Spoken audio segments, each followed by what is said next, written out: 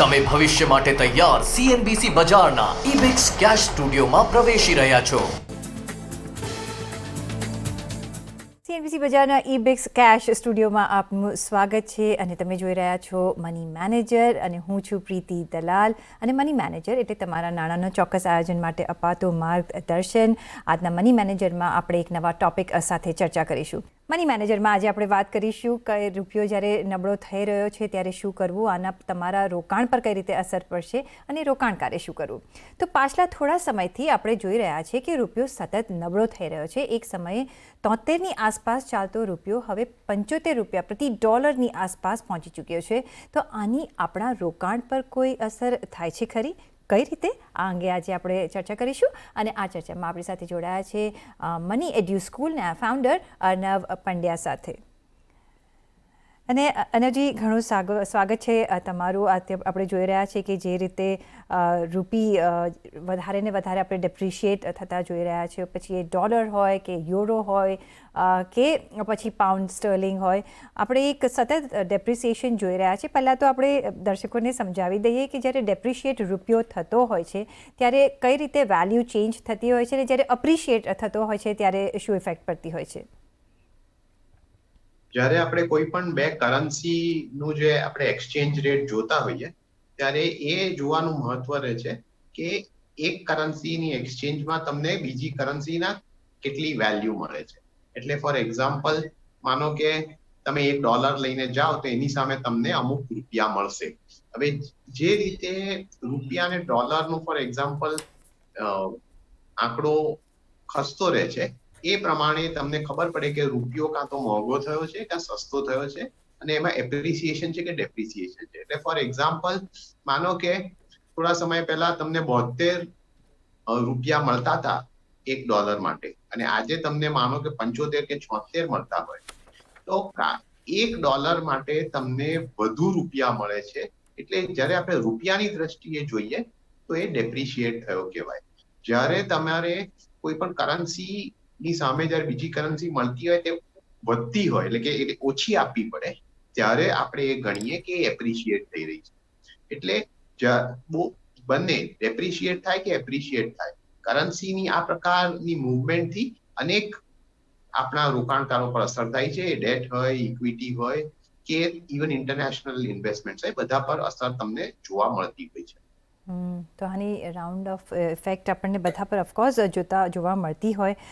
પણ અત્યારનો આપણે સિનારીઓ જ્યારે લઈએ અને જ્યારે સતત રૂપિયો ડેપ્રિશિએટ થઈ રહ્યો છે, કયા ટાઈપના ઇન્વેસ્ટમેન્ટને આપણે નજર રાખવું જોઈએ કે જ્યાં ઇફેક્ટ પડી શકતી હોય? એસ્પેશિયલી અત્યારે તો આપણે અહીંયા બેઠા આપણે ઇન્ટરનેશનલ ફંડ્સમાં કે માર્કેટ્સમાં રોકાણ કરી શકતા હોઈએ છીએ, તો એ બાજુ શું તકેદારી રાખવી જોઈએ? જો જ્યારે આપણે ઇન્ટરનેશનલ ઇન્વેસ્ટમેન્ટની વાતો કરીએ તો એનો મિનિંગ એ થાય છે કે તમે ઘરે બેઠા તમે વિદેશી કોઈ એસેટ ક્લાસ હોય એમાં તમે એક્સપોઝર લઈ શકો છો. છેલ્લા તમે ઘણા સમયથી જુઓ તો અનેક મ્યુચ્યુઅલ ફંડે તેમની ઇન્ટરનેશનલ ફંડ્સ લોન્ચ કર્યા છે કે જેમાં તમે કાં તો US માર્કેટ, કાં તો નેસ્ડેક, કાં તો યુરોપિયન માર્કેટ્સ કે ઇવન બીજા દુનિયાભરના એરિયામાં તમે એક એક્સપોઝર લઈ શકો છો. જ્યારે કે તમે અહીંયા બેઠા એક નોર્મલ તમે લોકલ મ્યુચ્યુઅલ ફંડ લેતા હો એ જ રીતે તમે એક ઇન્ટરનેશનલ મ્યુચ્યુઅલ ફંડ પણ લઈ શકો છો. તો જ્યારે તમારી પાસે પોર્ટફોલિયોમાં આ પ્રકારનું કોઈ ઇન્ટરનેશનલ ફંડ હોય ત્યારે એને બે વસ્તુથી અસર થાય છે. એક તો છે કે જેના એના હોલ્ડિંગ્સ હોય જ્યારે એ બદલાય ત્યારે એ બદલાવથી એ ફંડની નેટ એસેટ વેલ્યુમાં ઉતાર ચઢાવ થાય છે અને એ સાથે જ રૂપિયાની મુવમેન્ટની પણ એના પર અસર થાય છે. એટલે માનો કે રૂપિયો ડેપ્રિશિએટ થતો હોય તો તમને કશું પણ એક્સ્ટ્રા કે એડિશનલ કર્યા વગર એક એડિશનલ રિટર્ન મળે છે. કારણ કે એ જ ડોલરના તમને વધારે રૂપિયા થાય છે અને જ્યારે એ એનએવી ડોલરમાંથી રૂપિયામાં કન્વર્ટ કરવામાં આવે છે ત્યારે તમને એની વધુ વેલ્યુ દેખાય છે. એટલે જ્યારે રૂપિયો નબળો થાય ત્યારે જો તમે વિદેશમાં રોકાણ કર્યું હોય તો એ તમારે માટે સારું છે, કારણ કે તમને એક એક્સ્ટ્રા રિટર્ન મળે છે આ પ્રકારના એક્સચેન્જ રેટના ડેપ્રિસિએશન માટે. એટલે એ વસ્તુ ધ્યાનમાં રાખવી જરૂરી છે, કારણ કે જ્યારે રૂપિયો એપ્રિશિએટ થાય ત્યારે તમારું રિટર્નમાંથી આટલું જે એપ્રિસિએશનનો ભાગ હોય એ પણ ઓછો થઈ જાય છે. એટલે બંને રીતે મુવમેન્ટની અસર થઈ શકે છે, પણ ડેપ્રિશિએટિંગ રૂપી એટલે રૂપિયાની વેલ્યુ નબળી થતી જાય ત્યારે વિદેશમાં કરેલા રોકાણ માટે સારું હોય છે. ઓફકોર્સ, કારણ કે ડેપ્રિશિએટ થાય છે તો આપણને એક વધારે રિટર્ન્સ મળતા હોઈએ છીએ જ્યારે આપણે ઓન ધ રિસીવિંગ સાઈડ હોઈએ તો. પણ જો ખર્ચો કરવાનો હોય અત્યારે તો ઓફકોર્સ આપણને મોંઘું પડી શકે છે.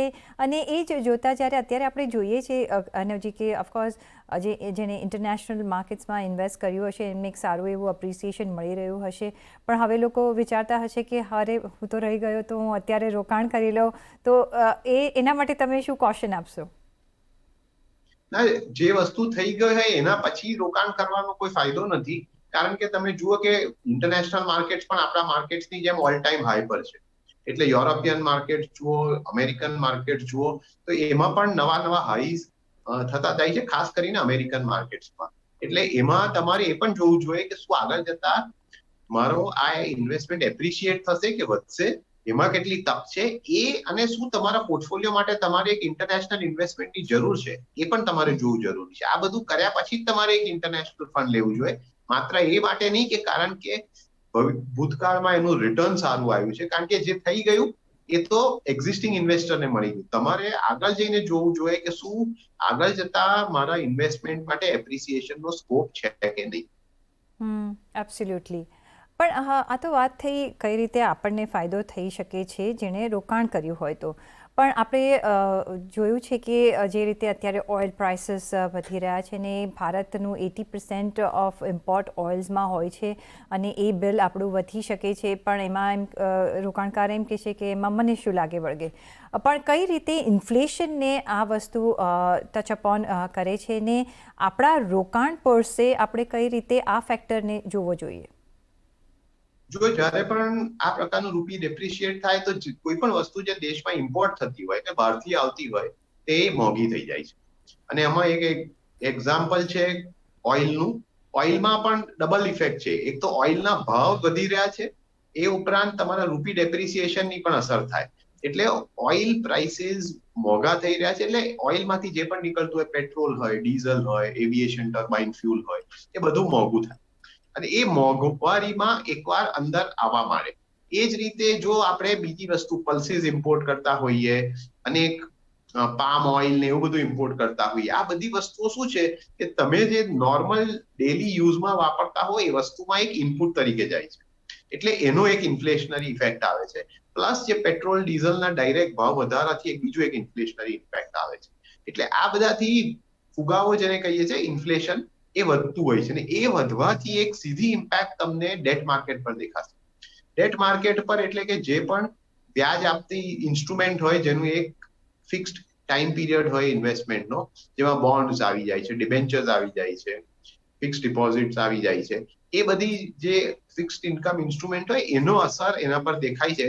અને જે ગવર્મેન્ટ સિક્યોરિટીઝ હોય, બોન્ડ્સ હોય, ડિબેન્ચર્સ હોય, જે ટ્રેડ થતા હોય એના પર ઇમ્પેક્ટ તો ઇમિડિયેટલી આવે, કારણ કે ઇન્ફ્લેશન વધવાથી ઓવરઓલ બજારમાં યીલ્ડ વધી જાય છે. યીલ્ડ વધવાથી જે આ બધા બોન્ડ્સ ને સિક્યોરિટીઝના ભાવ હોય તે ઓછા થઈ જાય છે.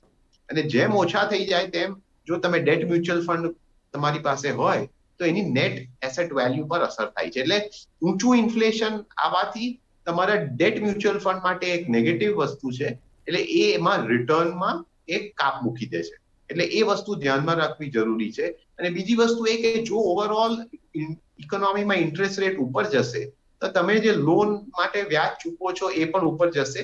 અને રાહતની વાત એમાં એટલી એક જ છે કે જો કદાચ તમે ફિક્સ ડિપોઝિટમાં નિવેશ કરતા હો તો એમાં કદાચ થોડું વ્યાજ વધે, પણ એ તો એક છેલ્લો વિકલ્પ હોય છે બેંકોનો જ્યારે એ છેલ્લે આ રેસ કરતા હોય છે. એટલે પણ main effect negative date mutual fund પર આવે છે. એટલે એ ધ્યાનમાં રાખવું જરૂરી છે. ઓકે, તો ડેટ મ્યુચ્યુઅલ ફંડ પર એની નેગેટિવ અસર આવતી આપણે જોઈ છે અને આગળ પણ આપણે જોઈ શકીએ છીએ, એટલે એ ધ્યાનમાં રાખવું. પણ સાથે ગોલ્ડ પર આપણે જોયું કે આપણું ગોલ્ડ ઇમ્પોર્ટ બિલ આટલા મહિનાઓમાં એટલું બધું વધી ગયું છે, જેવી રીતે બીજા કારણો પણ છે, પણ સાથે રૂપી ડોલરનો પણ જે રેટ છે, એક્સચેન્જ રેટ છે, એ પણ ડિટરમાઇન કરતું હોય છે. તો ગોલ્ડ પર કઈ રીતની અસર પડી છે અત્યારે? ગોલ્ડ પર અસર સિમિલર જ છે, કારણ કે આપણે ગોલ્ડ ઇમ્પોર્ટ કરતા હોઈએ છીએ. એટલે જે ગોલ્ડનો ભાવ હોય એમાં ઓવરઓલ ઇન્ટરનેશનલ ભાવ પ્લસ આ પ્રકારની એક્સચેન્જ રેટનો મુવમેન્ટ એ બંનેની અસર દેખાવા આવે છે. જો રૂપી ડેપ્રિશિએટ થાય તો ઓબ્વિયસલી ગોલ્ડના ભાવમાં થોડો વધારો થાય.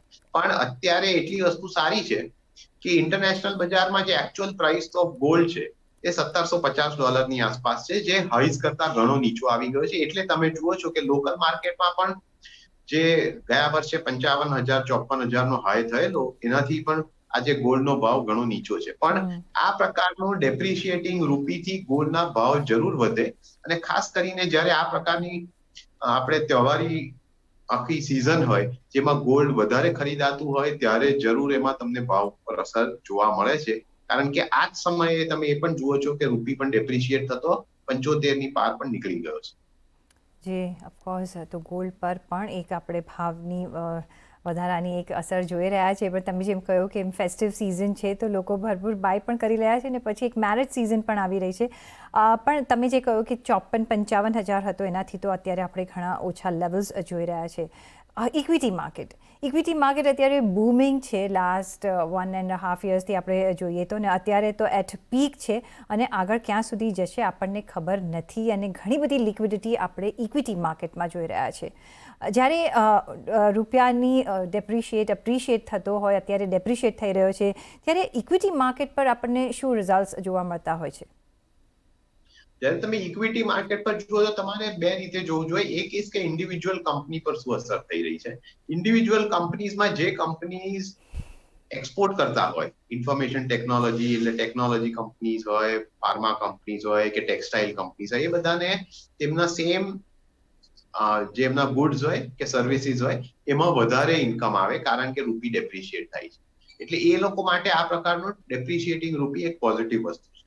આની સામે જે કંપનીઓ એમનો મોટાભાગનો જે ઇનપુટ કોસ્ટ હોય કે ઇનપુટ મટીરિયલ હોય ઇમ્પોર્ટ કરતા હોય, કે ફોર એક્ઝામ્પલ જેને માટે ક્રૂડ ઓઇલ એક ઇનપુટ છે, એટલે એમાં કેમિકલ્સ ઇન્ડસ્ટ્રી થઈ જાય, petrochemical industry plus oil refining, એ બધા માટે જેમાં પણ તમારે એક ક્રૂડ ઓઇલ કે એનું ડેરિવેટિવ એટલે કે ક્રૂડ ઓઇલમાંથી નીકળતો કોઈ પ્રોડક્ટ તમારો એક કોસ્ટ બની જાય છે, તો એમને માટે નેગેટિવ છે, કારણ કે એમાં ઇન્ફ્લેશન વધી જાય છે. એ જ રીતે બીજી વસ્તુ ઇમ્પોર્ટ થતી, એટલે ફોર એક્ઝામ્પલ તમે જોશો કે એફએમસીજી પ્રોડક્ટ્સમાં પણ અનેકમાં સાબુ ફોર એક્ઝામ્પલ, જેમાં ઇમ્પોર્ટેડ પામ ઓઇલ ને બધાનો યુઝ થતો હોય, તો એનો પણ ખર્ચો વધી જવાથી એના ભાવ તમે વધતા જોશો.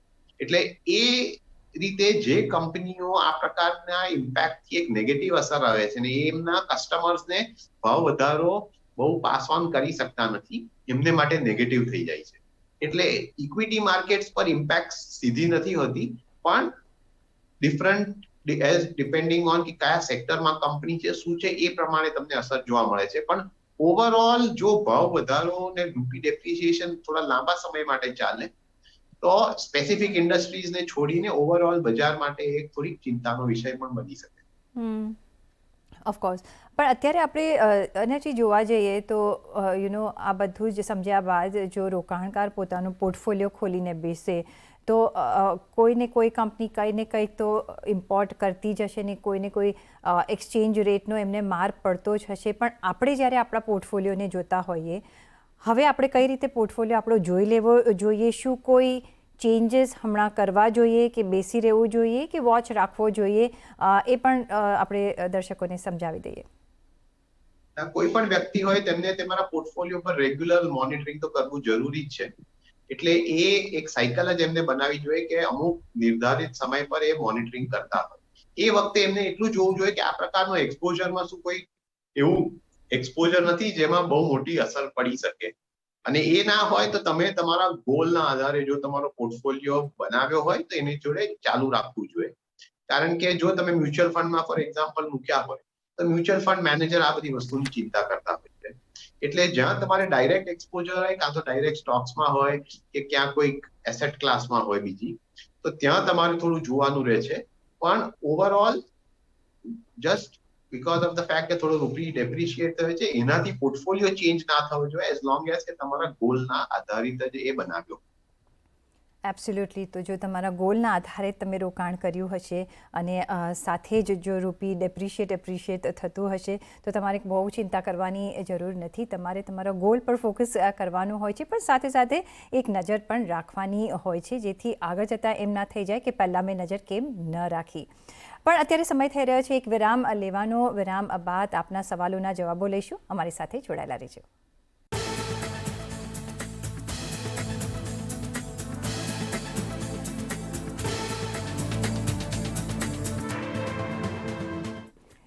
વિરામ બાદ ફરી એક વખત આપનું મની મેનેજરમાં સ્વાગત છે અને હવે લઈશું દર્શકોના સવાલ અને આ સવાલના જવાબ આપવા માટે આપણી સાથે જોડાયા છે મની એડ્યુ સ્કૂલના ફાઉન્ડર અર્નવ પંડ્યા.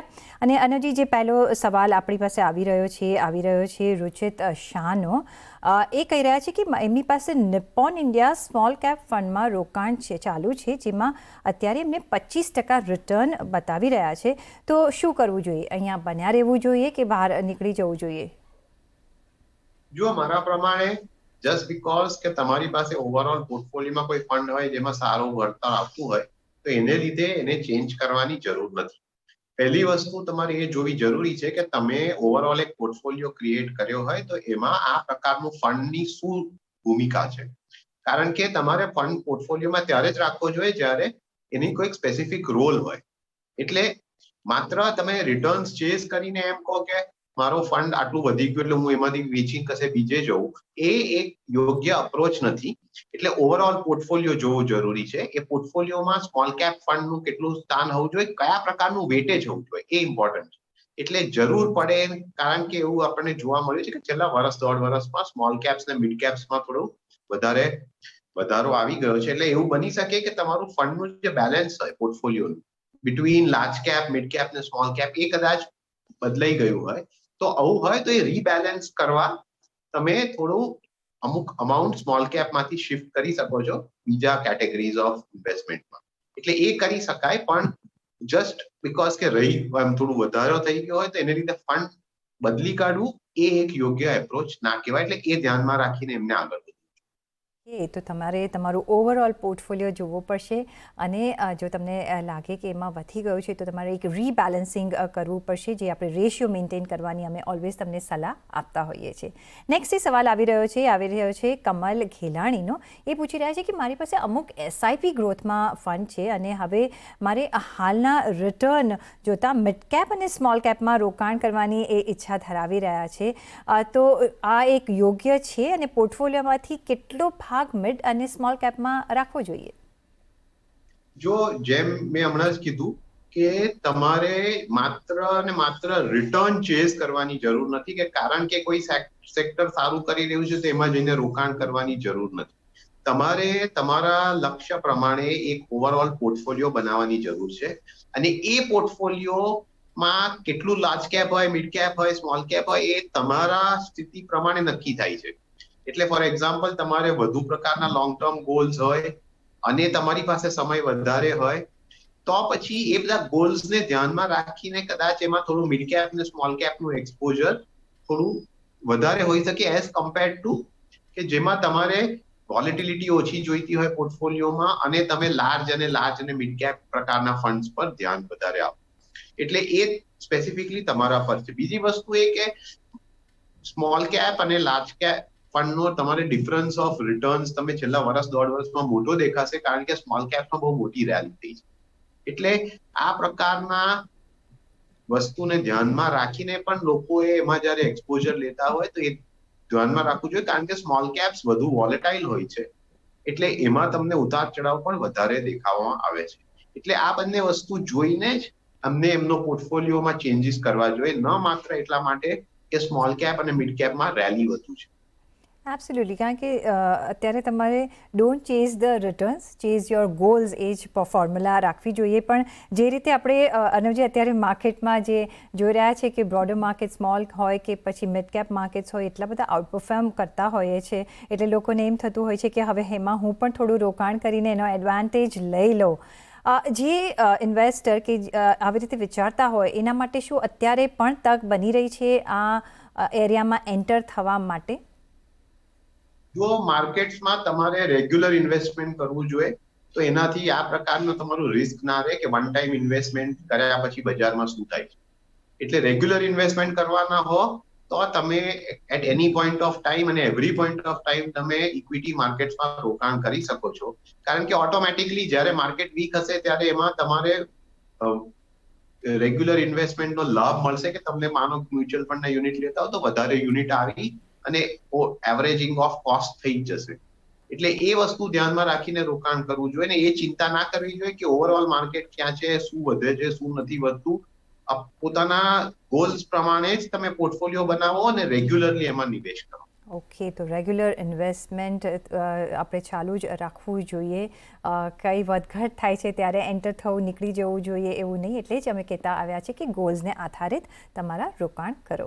સાથે જ નેક્સ્ટ સવાલ જે આવી રહ્યો છે નિમેશ જોશીનો પોરબંદરથી. એ કહી રહ્યા છે કે મારી આવક પાછલા 1 વર્ષમાં 20% જેટલી ઘટી ગઈ છે, જેને કારણે હોમ લોન EMI ભરવામાં સમસ્યા થઈ રહી છે.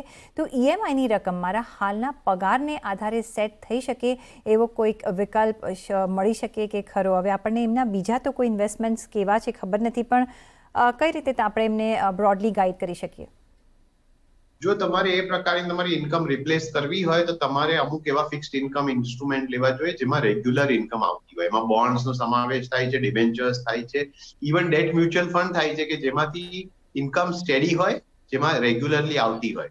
પણ એક વસ્તુ ધ્યાનમાં રાખવી જોઈએ કે આ પ્રકારની સિચ્યુએશનમાં તમારે માત્ર ઇક્વિટીને જોઈને એના રિટર્ન્સ ચેઝ કરવા કે એમાંથી ક્વિક પ્રોફિટ કરવા માટે દોડવું ના જોઈએ, કારણ કે એમાં નુકસાન થવાની શક્યતા વધારે છે.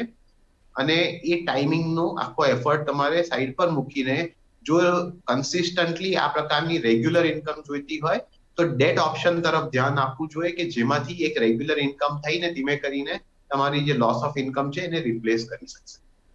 ઓકે, ઓન દેટ નોટ ઘણો આભાર તમારો અમારી સાથે જોડાવા બદલ અર્ણવજી, અને સાથે જ દર્શકોના સવાલોના જવાબ આપવા બદલ પણ.